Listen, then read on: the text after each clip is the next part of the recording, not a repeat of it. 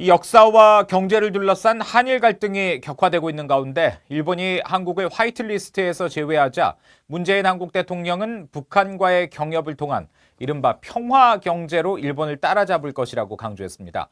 그런데 이 남북 경협을 통한 평화 경제 발언은 정치적 수사일 뿐 현실성이 적지 않다는 지적이 나왔습니다. 김영교 기자가 취재했습니다. 미국 외교정책연구원의 벤자민 실버스타인 연구원은 5일 자신의 트위터에 문재인 한국 대통령이 강조한 평화 경제를 이루기 위한 전제 조건이 합리적인 예측보단 판타지, 즉 환상에 가깝다고 주장했습니다. 북한 경제 전문 웹사이트인 NK 이코노미의 공동 편집장이기도 한 실버스타인 연구원은 통일 한반도가 경제대국이 되기 위해선 만약에라는 여러 가정들이 아주 많이 필요하다고 말했습니다.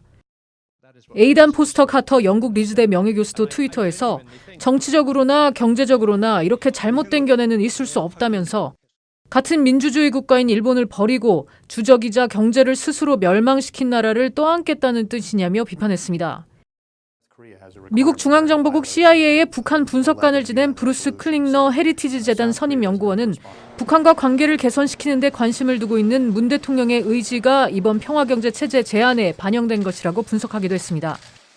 하지만 세계 경제 3대국인 일본의 규모를 작고 억압적이며 제재를 받고 있는 데다가 개혁에 저항적이기까지 한 북한이 대체할 수 없다고 지적했습니다. I think it's naive to think that trade with North Korea can substitute, in volume with the trade with Japan.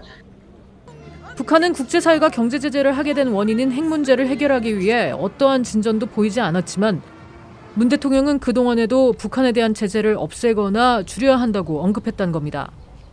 앞서 한국의 문재인 대통령은 수석 보좌관 회의에서 일본 경제가 한국보다 우위에 있는 건 경제 규모와 내수 시장이라면서 남북 간의 경제 협력으로 평화 경제가 실현된다면 단숨에 일본의 우위를 따라잡을 수 있다고 말했습니다. 또 평화 경제는 남북 및 북미 관계에 굴곡이 있다고 해서 쉽게 비관하거나 포기할 일이 아니라면서 평화 경제는 세계 어느 나라도 가질 수 없는 우리만의 미래라는 확신을 갖고 남북이 함께 노력해 나갈 때 공동 번영을 이룰 수 있다고 말했습니다. BOA 뉴스 김영교입니다.